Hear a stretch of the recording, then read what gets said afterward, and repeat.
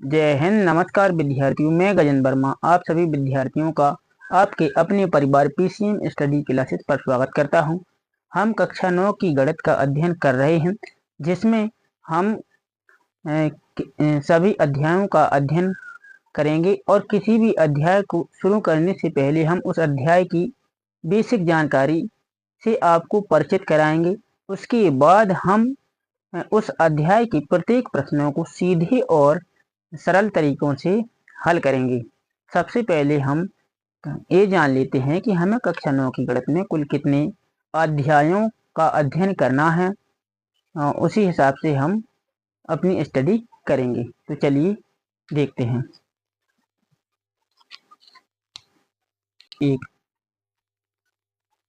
अध्याय नंबर 1 है संख्या पद्धति।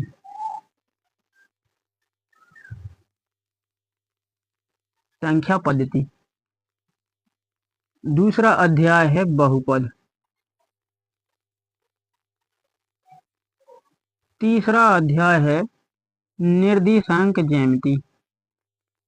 निर्देशांक ज्यामिति। चौथा अध्याय है दो चरों वाले रेखिक समीकरण। दो चरों वाले रेखिक समीकरण।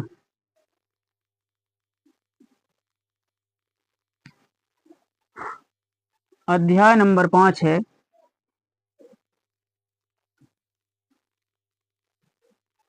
यूक्लिड की ज्यामिति का परिचय। छठा अध्याय है रेखाएं और कोण। रेखाएं और कोण। सातवां अध्याय है त्रिभुज। आठवां अध्याय है चतुर्भुज। नौवां अध्याय है समांतर चतुर्भुजों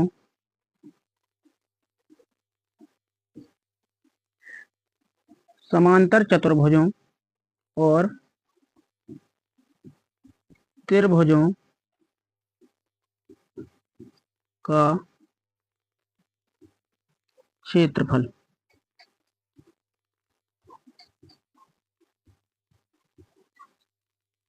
10वां अध्याय है वृत्त। 11वां अध्याय है रचनाएं। 12वां अध्याय है हीरोन का सूत्र। 13वां अध्याय है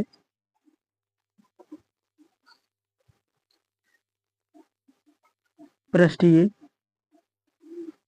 क्षेत्रफल और आयतन। 14वां अध्याय है सांख्यिकी।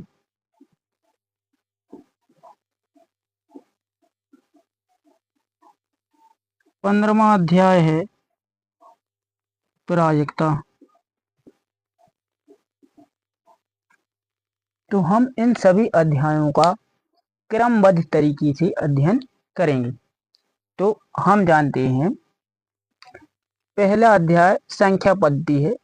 तो चलिए पहले अध्याय की शुरुआत करते हैं। अध्याय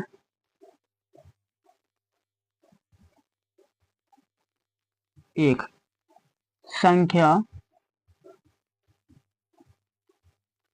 पद्धति। संख्या पद्धति को हम बोलते हैं नंबर सिस्टम। Number system. संख्या पद्धति को हम बोलते हैं नंबर सिस्टम।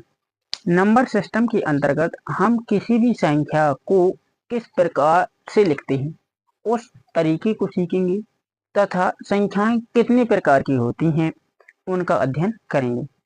तो देखिए, किसी भी संख्या को लिखने के लिए हमें अंकों की जरूरत पड़ती है। तो सबसे पहले हम अंक जानते हैं। अंक किसी भी संख्या को लिखने के लिए अंकों की जरूरत होती है। अंक जैसे 1, 2, 3, 4, 5, 6, 7, 8, 9, 0, ये 10 अंक हैं। इन अंकों के सहयोग से हम कितनी भी बड़ी संख्या को लिख सकते हैं और इन अंकों के सहयोग के बिना हम किसी भी संख्या को नहीं लिख सकते हैं। जैसे मान लीजिए हमें कोई संख्या लिखनी है, मान लीजिए हमें लिखना है 15 लिखना है। तो 15 संख्या है, 2 अंकों के सहयोग से मिलकर बनी है। एक है 1 और एक है 5।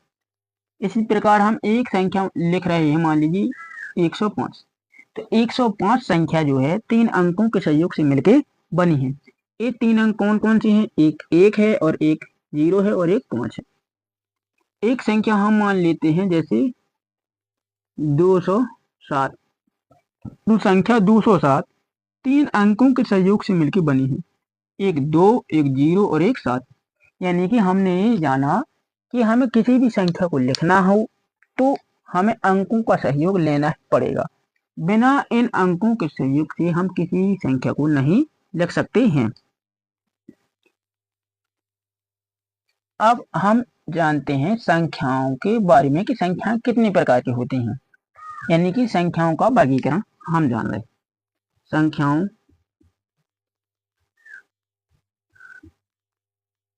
का वर्गीकरण। संख्याओं का वर्गीकरण। तो संख्याओं का वर्गीकरण हम 3 तरीकों से करते हैं। संख्याओं को हम 3 भागों में बांटकर पढ़ते हैं।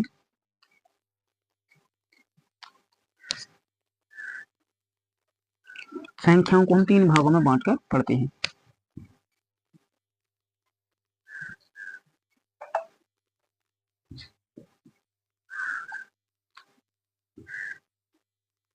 संख्याओं को हम 3 भागों में बांटकर पढ़ते हैं। पहला भाग है वास्तविक संख्या। वास्तविक संख्या। वास्तविक संख्या या संख्याएं।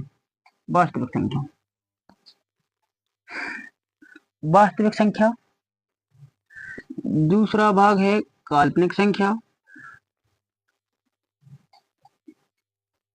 काल्पनिक संख्याएं।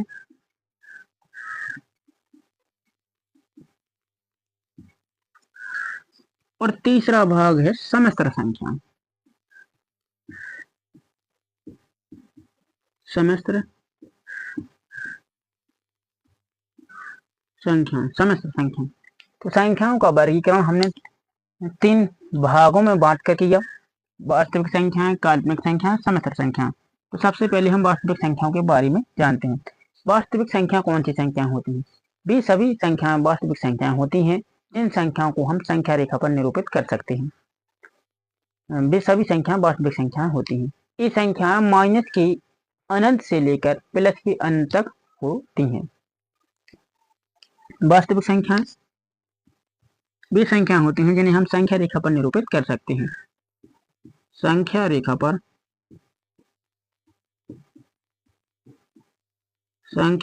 पर निरूपित कर सकते हैं। वास्तविक संख्याओं को हम संख्या रेखा पर निरूपित कर सकते हैं। ये संख्याएं माइनस की इन्फिनिटी से प्लस की इन्फिनिटी तक होती हैं। ये संख्या माइनस की इन्फिनिटी से प्लस की इन्फिनिटी तक होती हैं। काल्पनिक संख्या कौन सी संख्या होती हैं? काल्पनिक संख्याएं वे संख्या होती हैं जिन्हें हम संख्या रेखा पर निरूपित नहीं कर सकते हैं। संख्या रेखा पर निरूपित नहीं कर सकते हैं। संख्या रेखा पर निरूपित नहीं कर सकते, संख्या रेखा पर निरूपित नहीं कर सकते हैं। ये संख्या होती हैं जैसे माइनस के रूट के अंदर 1, रूट के अंदर माइनस के 2, रूट के अंदर माइनस की 3, इसी प्रकार आगे बढ़ते जाते हैं। इसी प्रकार हम आगे बढ़ते जाएंगे। मान लीजिए रूट के अंदर माइनस की ए, और जहां ए बराबर क्या है, जहां ए बराबर माइनस यानी कि ऋण पूर्णांक, ए बराबर ऋण पूर्णांक, ऋण पूर्णांक, ए बराबर क्या हो, ऋण पूर्णांक, ये सभी संख्या होती हैं काल्पनिक संख्याएं। समस्त संख्याएं कौन सी संख्या होती हैं? समस्त संख्याएं भी संख्याएं होती हैं जो वास्तविक संख्याओं और काल्पनिक संख्याओं के संयोग से मिलकर बनती हैं। वास्तविक संख्याओं और काल्पनिक संख्याओं के योग से मिलकर बनने वाली संख्याओं को हम बोलते हैं समस्त संख्या। काल्पनिक संख्याएं कौन सी संख्या होती हैं? वे संख्याएं जिन्हें हम संख्या रेखा पर निरूपित नहीं कर सकते हैं, काल्पनिक संख्या होती हैं। जैसे रूट के अंदर माइनस की 1, रूट के अंदर माइनस के 2, रूट के अंदर माइनस के 3, इसी प्रकार रूट के अंदर माइनस के 1, जहाँ पे ए बराबर क्या होगा, कोई ऋण पूर्णांक होगा, यानी कि माइनस के ए बराबर हो जाएगा ऋण पूर्णांक के, माइनस का ए बराबर हो जाएगा ऋण पूर्णांक के, माइनस का ए बराबर हो जाएगा ऋण पूर्णांक, कोई भी ऋण पूर्णांक हो सकता है। ठीक, अब जो काल्पनिक संख्या होती हैं, जैसे मान लीजिए एक संख्या है काल्पनिक रूट के अंदर माइनस के, तो काल्पनिक संख्याओं को हम लिखते हैं आई, आई से हम बोलते हैं आयोटा, आई से हम बोलते हैं आयोटा, और इसको हम आई लिख देते हैं। काल्पनिक संख्या को हम क्या लिख देते हैं, आई, आई का मतलब होता है आयोटा। हम क्या करेंगे कि अगर इसका स्क्वायर कर देंगे तो इस तरफ भी स्क्वायर हो जाएगा, तो आई स्क्वायर का मान हो जाएगा माइनस का 1, आई स्क्वायर का मान कितना होता है, माइनस का 1। ठीक, समस्त संख्याएं भी संख्याएं होती हैं जो वास्तविक और काल्पनिक संख्याओं के सहयोग से मिलकर बनती हैं या संयोग से मिलकर बनती हैं। जैसे मान लीजिए एक संख्या है ए, कोई वास्तविक संख्या है, और एक कोई वास्तविक संख्या है बी, और एक काल्पनिक संख्या है आई। वास्तविक संख्या और काल्पनिक संख्या के गुणनफल से सदैव काल्पनिक संख्या बनती है। तो इन दोनों का योग को हम बोलेंगे समस्त संख्या। इसमें वास्तविक संख्या भी है और काल्पनिक संख्या भी है, तो वास्तविक और काल्पनिक संख्याओं के संयोग को हम बोलते हैं समस्त संख्या। क्या बोलते हैं, समस्त संख्या। अब इसमें जो ए है, ए वास्तविक संख्या है, कैसी संख्या है, वास्तविक, और आई इंटू बी ये काल्पनिक संख्या है, काल्पनिक संख्या। तो समस्त संख्या भी संख्या होती हैं जो वास्तविक और काल्पनिक संख्याओं के संयोग से मिलकर बनती हैं। हमने सीखा कि वास्तविक संख्या और काल्पनिक संख्या का गुणनफल सदैव काल्पनिक संख्या होता है। वास्तविक संख्या, वास्तविक संख्या और काल्पनिक संख्या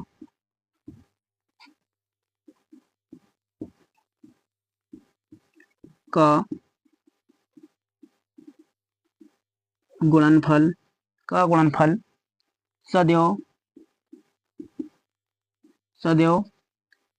काल्पनिक संख्या, सदैव काल्पनिक संख्या होता है। वास्तविक संख्या और काल्पनिक संख्या का गुणनफल सदैव काल्पनिक संख्या होता है। अब हम वास्तविक संख्या का वर्गीकरण करते हैं। वास्तविक संख्याएं, वास्तविक संख्या, वास्तविक संख्याओं को हम बोलते हैं real numbers, real numbers, real numbers. अब वास्तविक संख्याओं को हम निम्न भागों में वर्गीकृत करते हैं।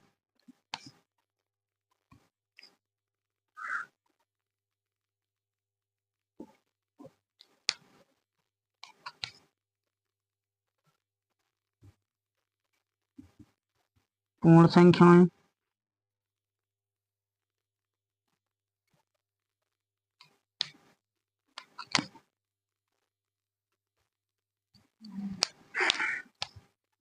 परिमेय संख्याएं,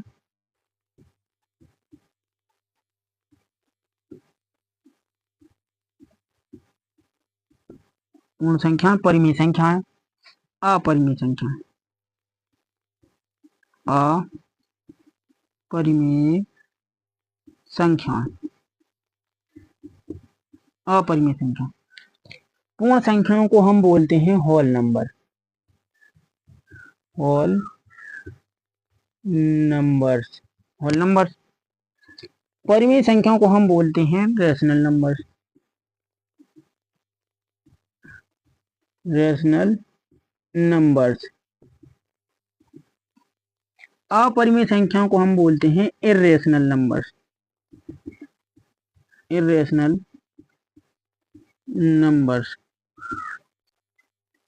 पूर्ण संख्या कौन सी संख्या होती हैं? पूर्ण संख्या भी संख्या होती हैं जो अपने आप में पूरी होती हैं। जैसे इनकी कैसे गिनती की जाती है पूर्ण संख्याओं की? जैसे मान लीजिए कि एक कमरा है, एक कमरा है, इस कमरे में कुछ जानवर हैं, मान लीजिए ये जानवर हैं। तो जब हम इन जानवरों की गिनती करेंगे तो हम 1 2 3 4 5 6 इस प्रकार गिनते हुए हम बताएंगे कि इस कमरे में 5 जानवर हैं, 6 हैं या 7 हैं या 10 हैं या 20 हैं, है ना। इस प्रकार हम बताएंगे, ना कि इस प्रकार की कमरे में 5.5 जानवर हैं, कमरे में 7.5 जानवर हैं, है ना, कमरे में 3 सही जानवर हैं, एक आधा जानवर है। इस तरीके से हम नहीं बताएंगे। यानी कि पूर्ण संख्याएं जो होती हैं अपने आप में कैसी होती हैं? पूर्ण होती हैं। स्वयं कैसी होती हैं? स्वयं पूर्ण होती हैं। पूर्ण संख्याएं अपने आप में पूर्ण होती हैं। जैसे 1 2 3 4 5 ऐसे आगे तक ये संख्याएं अपने आप में पूर्ण होती हैं। परिमेय संख्या कौन सी संख्या होती हैं? वे सभी संख्या परिमेय संख्या होती हैं जिन्हें हम p/q के रूप में लिख सकें, p/q के रूप में लिख सकें, p/q के रूप में लिख सकें, वे सभी संख्याएं जिन्हें हम p/q के रूप में लिख सकें परिमेय संख्या होती हैं। जहां पे क्या होता है, जहां p और q दोनों पूर्णांक p और q दोनों क्या होते हैं? पूर्णांक होते हैं। p और q दोनों पूर्णांक होते हैं और q का मान 0 के बराबर नहीं होता है, q का मान 0 के बराबर नहीं होता है, q का मान 0 के बराबर नहीं होता है। जैसे 1 2 3 3/2 5/7 0/7 सभी संख्या कैसी हैं? परिमेय संख्या हैं। अपरिमेय संख्या कौन सी संख्या होती हैं? वे संख्याएं अपरिमेय संख्या होती हैं जिन्हें हम p/q के रूप में नहीं लिख सकते हैं, जिन्हें हम p/q के रूप में नहीं लिख सकते हैं, p/q के रूप में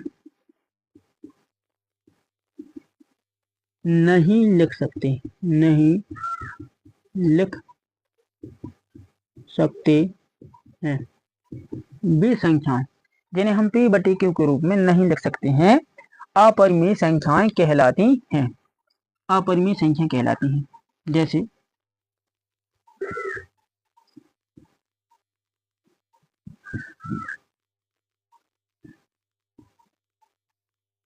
और वे सभी संख्याएं जो रूट से बाहर नहीं निकल पाती हैं, वे संख्याएं भी अपरिमेय संख्याएं होती हैं। जैसे रूट के अंदर 3, रूट के अंदर 2, रूट के अंदर 5, रूट के अंदर 7, ये सभी संख्या रूट के अंदर 11, रूट के अंदर वे सभी संख्याएं जो रूट से बाहर ना निकल सकें, वे संख्या होती हैं अपरिमेय संख्या, और इन्हें हम P/Q के रूप में नहीं लिख सकते हैं। तो हमने वास्तविक संख्याओं के बारे में पढ़ा, पूर्ण संख्याएं, परिमेय संख्याओं और अपरिमेय संख्याओं के बारे में भी हमने पढ़ा। अब हम जानते हैं पूर्णांकों के बारे में। पूर्णांकों के बारे में, पूर्णांक किसे कहते हैं। फिर उसके बाद हम दशमलव संख्या के बारे में पढ़ेंगे। पूर्णांक संख्या, पूर्णांक संख्या हम पढ़ेंगे। पूर्णांक संख्या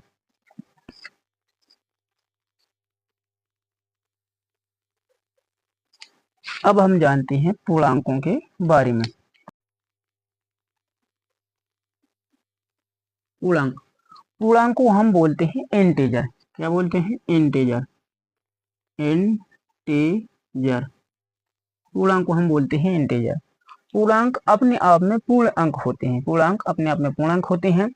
और पूर्णांक 3 प्रकार के होते हैं। पूर्णांक कितने प्रकार के होते हैं? 3। एक तो होता है धन पूर्णांक,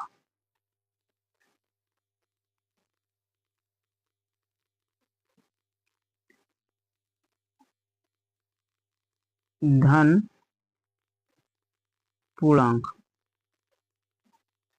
धन पूर्णांक। एक होता है ऋण पूर्णांक, ऋण पूर्णांक। और एक होता है शून्य पूर्णांक, शून्य पूर्णांक, शून्य पूर्णांक। धन पूर्णांक को हम बोलते हैं positive integer, positive integer, positive integer. ऋण पूर्णांक को हम बोलते हैं नेगेटिव इंटीजर। और शून्य पूर्णांक को हम बोलते हैं शून्य पूर्णांक, जो कि ना तो नेगेटिव होता है ना ही पॉजिटिव होता है। धन पूर्णांक भी सभी पूर्णांक होते हैं, भी सभी संख्याएं होती हैं जो धन के रूप में लिखी जाती हैं, यानी कि जिनके आगे धन का चिन्ह लगा होता है। जैसे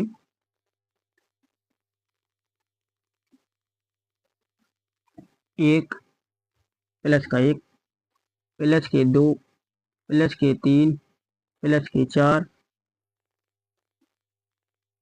है ना। ये है हमारे धन पूर्णांक।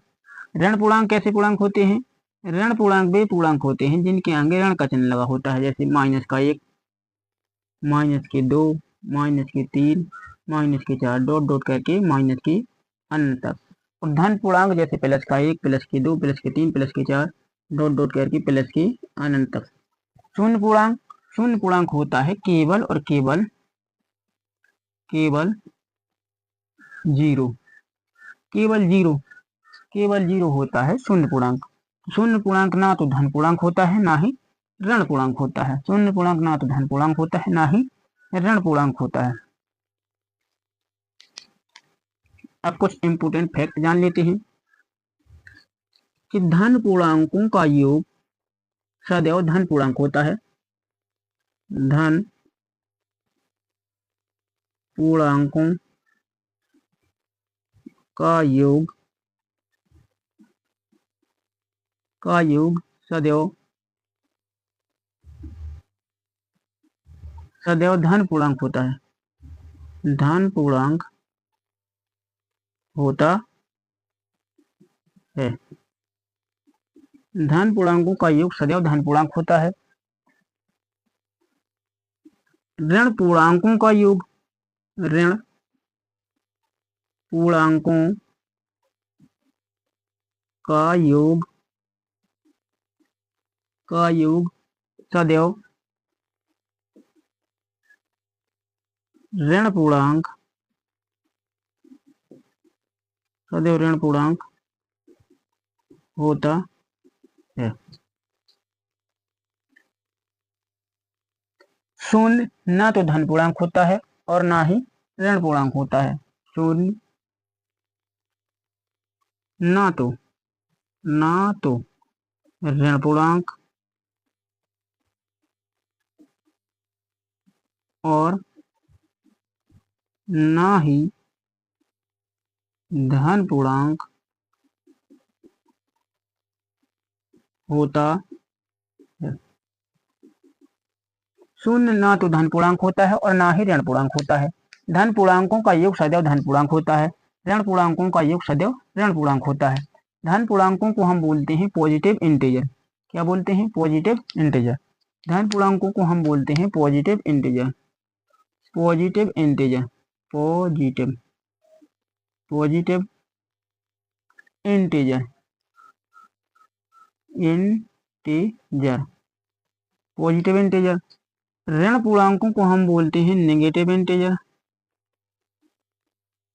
Negative integer, negative integer.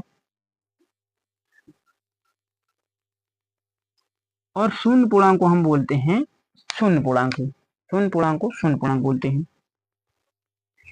इसके बाद अब हम जानते हैं दशमलव संख्या के बारे में। दशमलव संख्या। दशमलव संख्याओं को हम बोलते हैं decimal number. Decimal number, decimal number. अब हम जानेंगे कि दशमलव संख्याएं कैसे लिखी जाती हैं। दशमलव के बारे में जानेंगे और दशमलव संख्याओं के बारे में जानेंगे। तो हम लोग सभी भली भांति जानते हैं कि दशमलव का जो चिन्ह होता है, दशमलव का चिन्ह होता है ऐसे पॉइंट। दशमलव का चिन्ह होता है और दशमलव सदैव दो अंकों के बीच में लगता है। दशमलव सदैव दो अंकों के बीच में लगता है। दशमलव सदैव दो अंकों के बीच में लगता है। सदैव दो अंकों के बीच में, दो अंकों के बीच में, दो अंकों के बीच में लगता है। दशमलव सदैव दो अंकों के बीच में लगता है। ठीक। जिन संख्याओं में दशमलव का उपयोग होता है वे संख्याएं कहलाती हैं दशमलव वाली संख्याएं। जैसे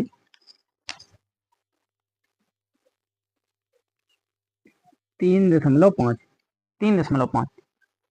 तो देखिए दो अंकों के बीच में लगा है दशमलव। एक संख्या ही लिखी, इसमें भी दशमलव दो अंकों के बीच में ही है। कोई भी एक संख्या दशमलव वाली, कोई एक संख्या हमने ये लिख ली, इसमें भी दशमलव दो अंकों के बीच में है, यानी कि दशमलव सदैव दो अंकों के बीच में होता है। जैसे एक संख्या ये है, इसमें भी दशमलव दो अंकों के बीच में है, यानी कि हमने ये जाना है कि सदैव दो अंकों के बीच में दशमलव लगता है। ठीक, सदैव दो अंकों के बीच में दशमलव लगता है और दशमलव का चिन्ह नहीं होता है। अब दशमलव वाली संख्या तो हमने जान ली, हमने दशमलव वाली संख्या जान ली। अब दशमलव संख्याओं के बारे में और सीखते हैं। दशमलव संख्या दो प्रकार की होती हैं। दशमलव संख्या कितने प्रकार की होती हैं? दो। दशमलव संख्या दो प्रकार की होती हैं। शांत दशमलव संख्या, शांत दशमलव संख्या।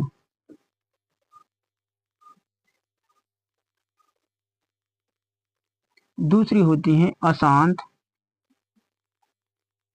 दशमलव संख्या।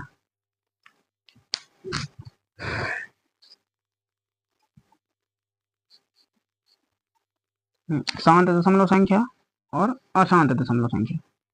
अशांत दशमलव संख्या, अशांत दशमलव संख्या। अशांत दशमलव संख्याएं वे संख्याएं होती हैं जिनमें शेषफल 0 आता है। शांत दशमलव संख्याओं में शेषफल क्या आता है? शेषफल आता है 0। शांत दशमलव संख्याओं में शेषफल 0 आता है और अशांत दशमलव संख्याओं में शेषफल 0 नहीं आता है। शेषफल 0 नहीं आता है। शेषफल 0 नहीं आता है। जैसे 1/3, 7/3 और शांत दशमलव संख्याएं कैसे कौन है? जैसे में 5/2,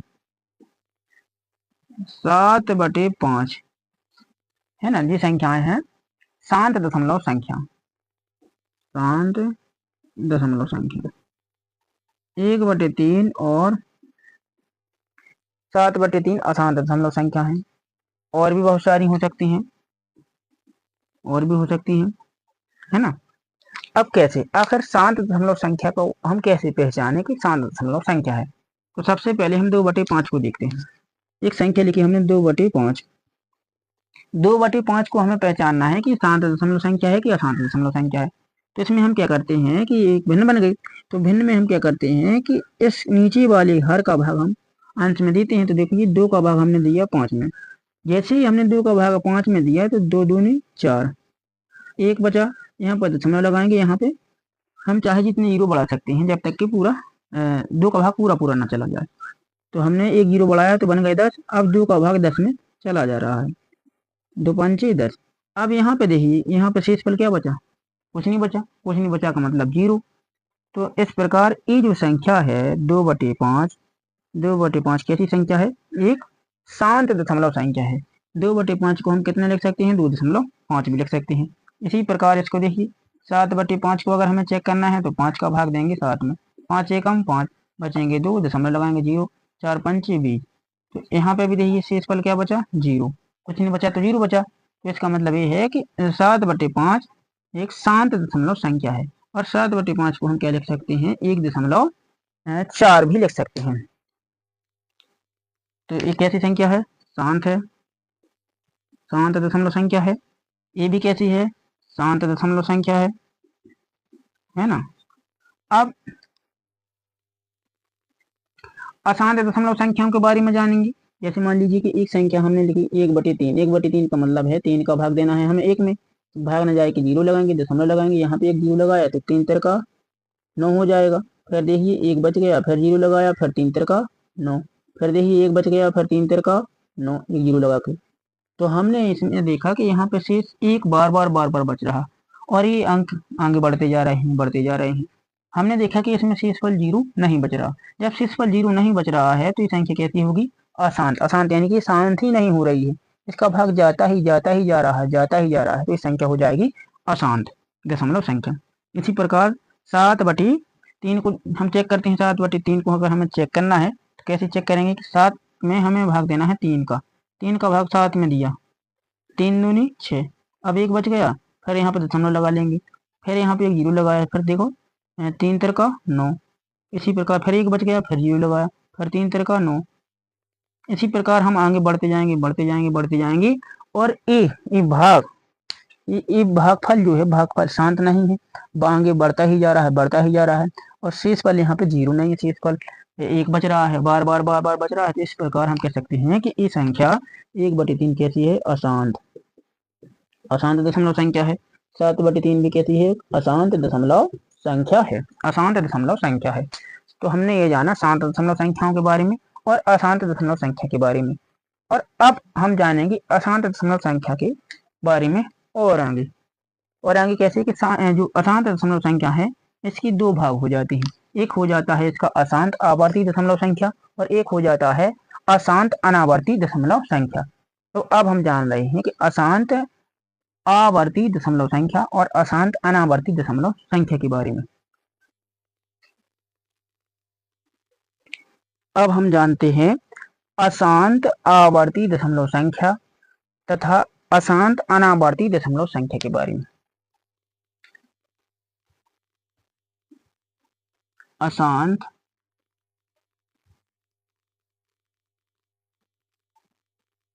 अशांत दशमलव संख्या, अशांत दशमलव संख्या, अशांत दशमलव संख्या के बारे में हम पढ़ चुके हैं। अब अशांत दशमलव संख्या को दो भागों में बांटा गया है, दो भागों में बांटा गया है। अशांत दशमलव संख्या को दो भागों में बांटा गया है।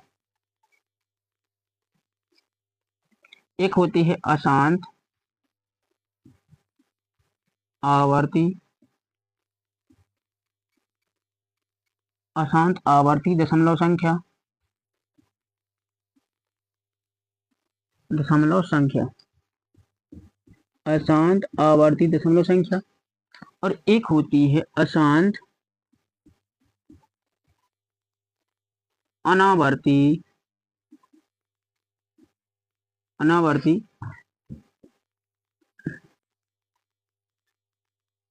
दशमलव संख्या। अशांत आवर्ती दशमलव संख्या और अशांत अनावर्ती दशमलव संख्या दोनों ही संख्याएं अशांत दशमलव संख्या का प्रकार हैं। अशांत आवर्ती दशमलव संख्या में क्या होता है कि इसमें भागफल जो है, भागफल में अंकों की पुनरावृत्ति होती है। भागफल में अंक बार बार आते रहते हैं। इसमें भी शेषफल 0 नहीं आता है और इसमें भी शेषफल 0 नहीं आता है। तो पहली बात क्या है कि इसमें शेषफल, अशांत आवर्ती दशमलव संख्या में शेषफल 0 नहीं आता है। शेषफल 0 नहीं आता है, इसका मतलब भागफल भाग पूरा नहीं जाता है ना। और अशांत अनावर्ती दशमलव संख्या में शेषफल क्या होता है, इसमें भी शेषफल 0 नहीं आता है। अशांत अनावर्ती दशमलव संख्या में शेषफल 0 नहीं आता है और अशांत आवर्ती दशमलव संख्या में भी शेषफल 0 नहीं आता है। दूसरी बात क्या है, अशांत आवर्ती दशमलव संख्या में शेषफल 0 नहीं आता और अशांत आवर्ती दशमलव संख्या में अंकों की पुनरावृत्ति होती है। भागफल में अंकों की पुनरावृत्ति होती है, अंकों की पुनरावृत्ति होती है, अंकों की पुनरावृत्ति होती है, अंकों की पुनरावृत्ति होती है। अशांत अनावर्ती दशमलव संख्या में क्या होता है कि भागफल में अंकों की पुनरावृत्ति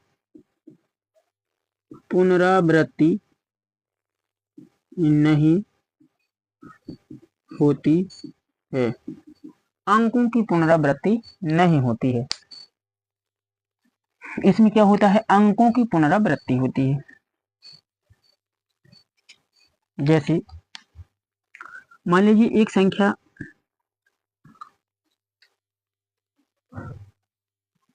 मान लीजिए हमने एक संख्या लिखी 9/5, ये तो हो जाएगी शांत।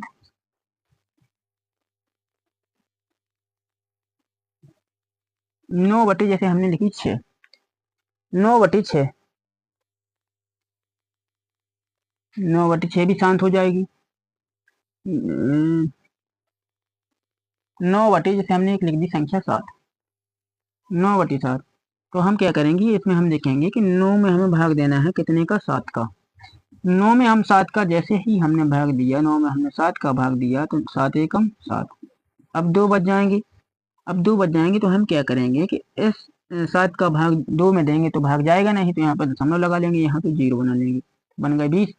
अब 7 दूनी 14, 7 दूनी 14, 7 एक तो ज़्यादा हो जाएंगे, तो अब बचेंगे कितने, 6 बचेंगे। फिर से यहाँ 0 लगा लेंगे, 7 8 56, 7 8 56 हो जाएंगे। फिर बच जाएंगे कितने, 4, फिर यहाँ 0 लगाया तो बन जाएंगे 40, 40 बन जाएंगे। 7 5 35 हो जाएंगे। फिर बच जाएंगे कितने, 5, फिर 0 लगाया तो 7 7 49, फिर देखो 1 बच गया, फिर यहाँ पे 0 लगाएंगे, फिर 7 एकम 7 हो जाएगा, 7 एकम 7। तो हमने देखा कि इसमें शेषफल 0 नहीं बच रहा। शेषफल क्या है? शेषफल 0 नहीं बच रहा। ये आगे बढ़ता जा रहा है, ये यहाँ आगे बढ़ता जा रहा है। तो ये संख्या हो जाएगी कैसी आपकी?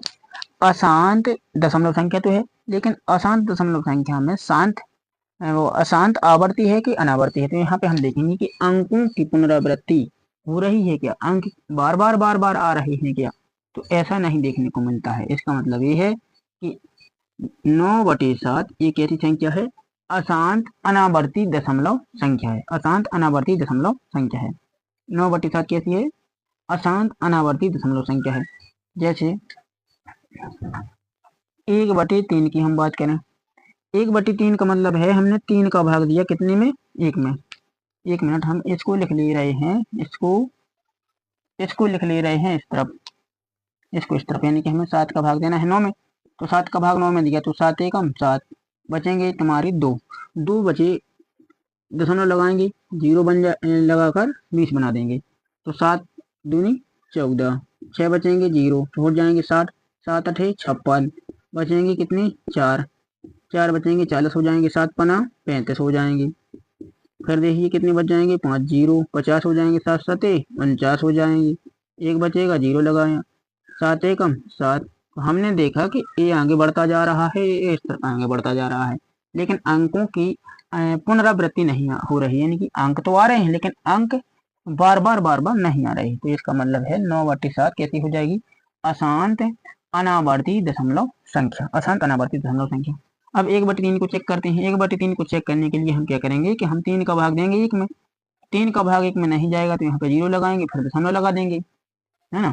यहाँ पे 0 बना लेंगे, 3 3 का 9, फिर देखिए 1 बच गया, फिर 0 लगाया, फिर 3 3 का 9, फिर देखिए फिर 1 बच गया, फिर 0 लगाया, फिर 3 3 का 9, फिर 1 बच गया, फिर 0 लगाया, फिर 3 3 का 9। ऐसे हम आगे बढ़ते जाएंगे और ये भागफल भी बढ़ता जाएगा। तो इसमें शेषफल 0 नहीं आया, इसमें भी शेषफल 0 नहीं आया, इसमें भी शेषफल 0 नहीं आया। इसका मतलब ये है कि दोनों संख्याएं अशांत दशमलव संख्या हैं, लेकिन इसमें अंकों की आवृत्ति या अंकों की पुनरावृत्ति नहीं हो रही थी। इसमें देखिए दशमलव के बाद अंक 3 है, 3 3 3 3 बार आ रहा है। तो इसमें अंकों की क्या हो रही है? पुनरावृत्ति हो रही है। अंकों की हो रही है पुनरावृत्ति, यानी कि अंक पुनः आ रहे हैं, अंकों की पुनरावृत्ति हो रही है। और यहाँ पे अंकों की पुनरावृत्ति नहीं हो रही है, इसलिए ये संख्या है अशांत अनावर्ती दशमलव संख्या, और ये 1/3 है अशांत आवर्ती दशमलव संख्या। तो इसकी जगह पे हम लिख सकते हैं 0.33333 डॉट डॉट करके। और इसको हम ऐसे भी लिख सकते हैं कि जब कोई अंक बार बार आता है तो उस अंक के ऊपर हम बार का चिन्ह लगा देते हैं। तो इसको ऐसे लिख सकते हैं कि 0.3 के ऊपर हम बार लगा देंगे। इसका मतलब ये होगा कि 3 के ऊपर से चिन्ह हम बार का हटाएंगे जैसे ही, तो ये संख्या जी 3 अंक बार आता जाएगा। तो इसको छोटे रूप में हम इस तरह से लिख सकते हैं। और ये चिन्ह होता है, ये चिन्ह होता है बार का चिन्ह, बार का चिन्ह, ये चिन्ह होता है बार का चिन्ह, बार का चिन्ह, बार का चिन्ह, जिसका अर्थ होता है किसी अंक की पुनरावृत्ति। जिस अंक के ऊपर बार का चिन्ह लग जाता है उस अंक का मतलब होता है कि वो अंक बार बार आ रहा है।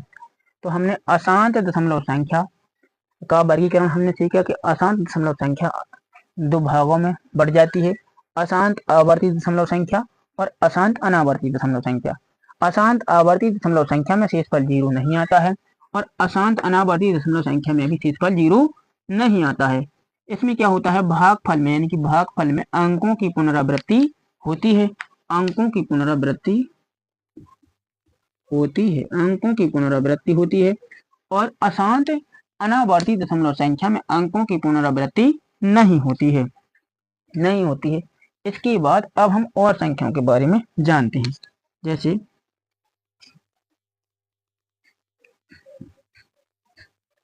प्राकृतिक संख्या,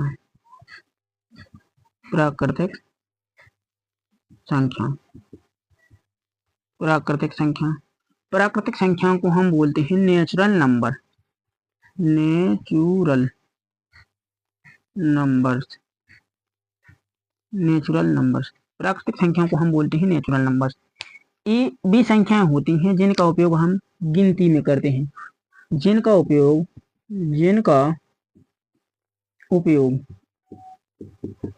उपयोग हम गिनने में करते हैं,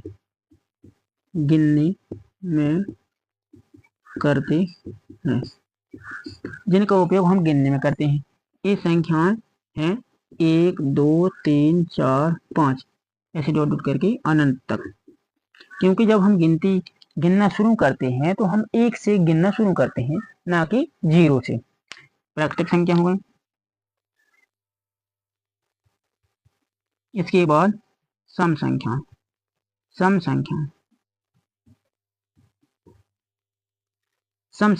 संख्याएं यानी कि इवन नंबर्स। सम संख्याएं वे संख्या होती हैं जो 2 से पूर्ण रूप से विभाजित हो जाती हैं। 2 से क्या हो जाती हैं? 2 से पूर्णतः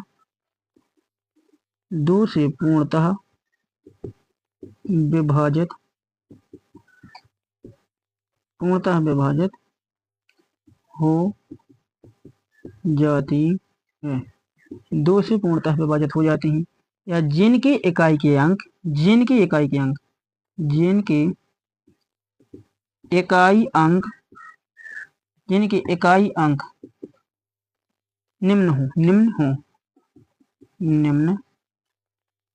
निम्न कौन? जैसे 0 2 4 6 8 निम्न हो तो वे संख्या कैसी होगी? सम संख्या होगी। अब विषम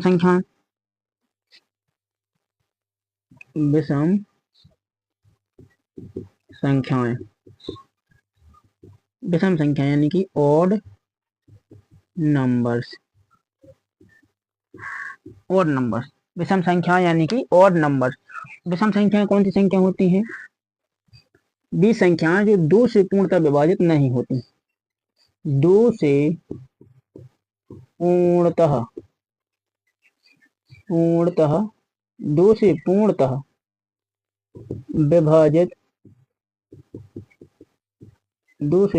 विभाजित नहीं होती। 2 से पूर्णतः विभाजित नहीं होती हैं, और इनके इकाई अंक निम्न प्रकार होते हैं, या जिनके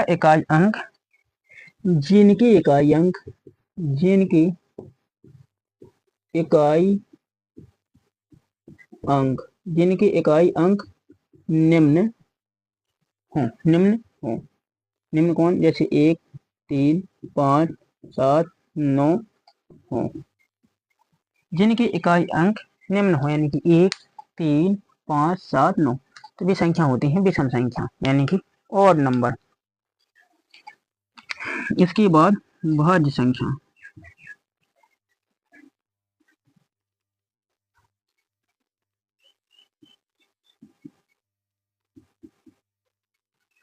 भाज्य संख्या भी संख्या होती हैं जिनके 2 से अधिक गुणनखंड होते हैं। जिनके 2 से अधिक गुणनखंड होते हैं। जिनकी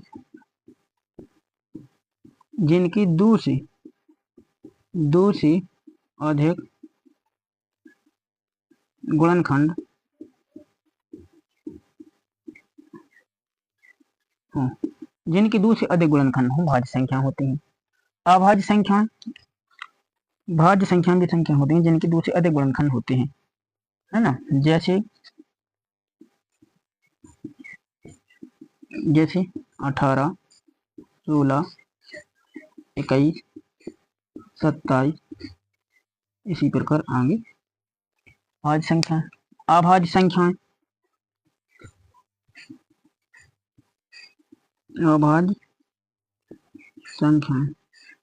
अभाज्य संख्या कौन सी संख्या होती हैं? वे संख्याएं जिनकी केवल और केवल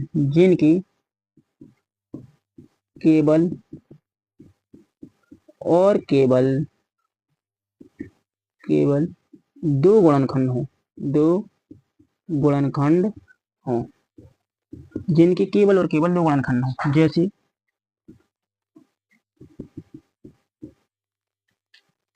जैसे 3, है ना, 5 7 11 अभाज्य संख्याएं हैं।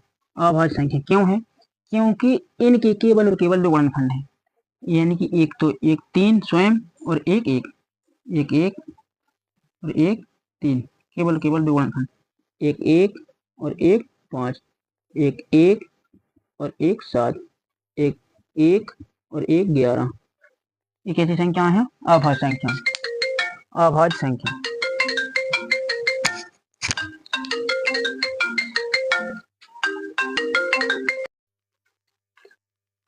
अभाज्य संख्या। अभाज्य संख्याएं वे संख्याएं होती हैं जिनके केवल और केवल दो गुणनखंड होते हैं, जैसे 3, 5, 7 और 11, और आगे भी संख्याएं हैं 3, 5, 7 और 11 के केवल और केवल दो गुणनखंड हैं। इसी प्रकार अब हम सीखते हैं सह अभाज्य संख्याएं। सह अभाज्य संख्याएं। सह अभाज्य संख्याएं। सह अभाज्य संख्याएं वे संख्याएं होती हैं जिनमें केवल और केवल एक उभयनिष्ठ होता है। जिनमें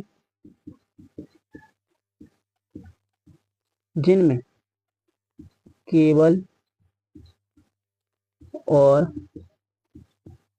केवल एक उभयनिष्ठ हो। जिनमें केवल और केवल एक उभयनिष्ठ हो। कैसे उभयनिष्ठ?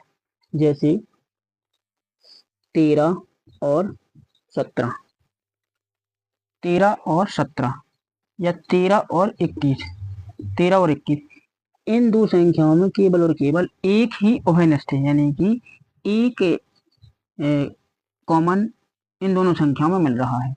जैसे 21 और 23, इन दोनों संख्याओं में भी क्या है? केवल और केवल एक उभयनिष्ठ मिल रहा है, इसलिए दोनों संख्याएं, ये संख्या कैसी हो जाएंगी? सह अभाज्य संख्या हो जाएंगी। तो वे संख्याएं जिनमें केवल और केवल एक उभयनिष्ठ हो, वे संख्याएं होती हैं सह अभाज्य संख्याएं। जैसे 13 और 21, 21 और 23 कहती हैं सह अभाज्य संख्या हैं, क्योंकि इनमें केवल और केवल एक उभयनिष्ठ गुणनखंड है, केवल और केवल एक उभयनिष्ठ है। इसके बाद अब हम जानते हैं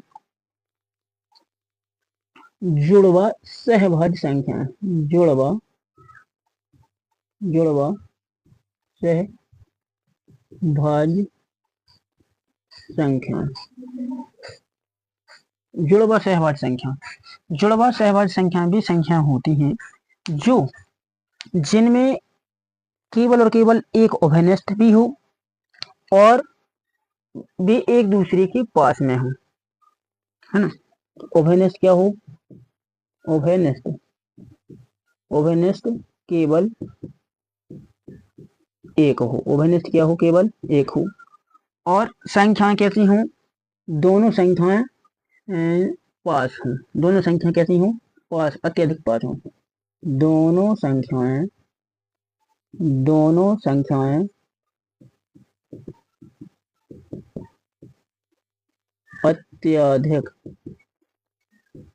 अत्यधिक पास हों। अत्यधिक पास हों। जैसे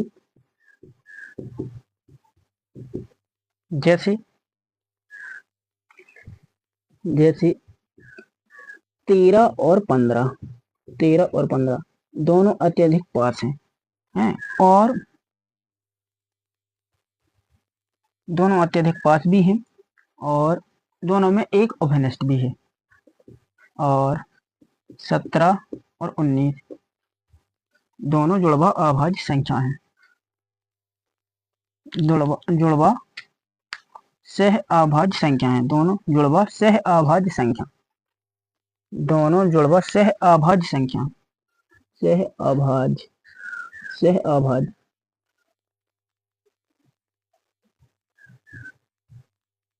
दोनों जुड़वा सह अभाज्य संख्या है।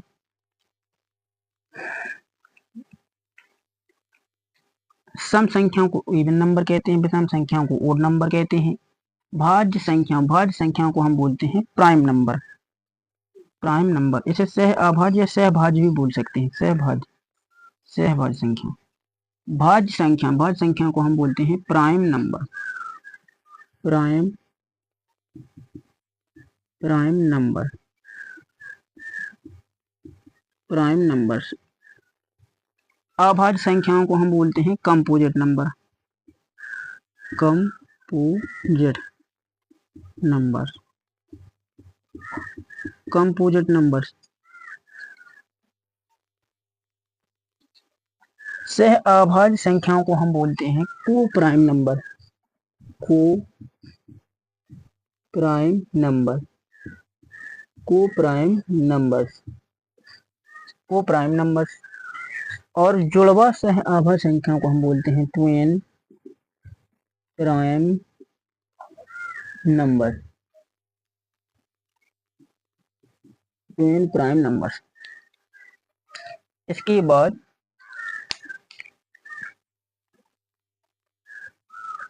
हमने पूर्ण संख्या, प्राकृतिक संख्या, सम संख्या, विषम संख्या, दशमलव संख्या, इनकी संख्याओं के वर्गीकरण में हमने बहुत सारी संख्याओं के बारे में हमने सीखा, है ना।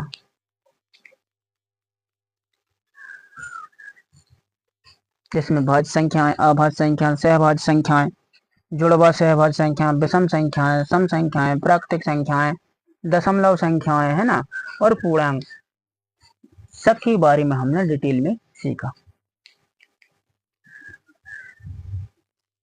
धन्यवाद।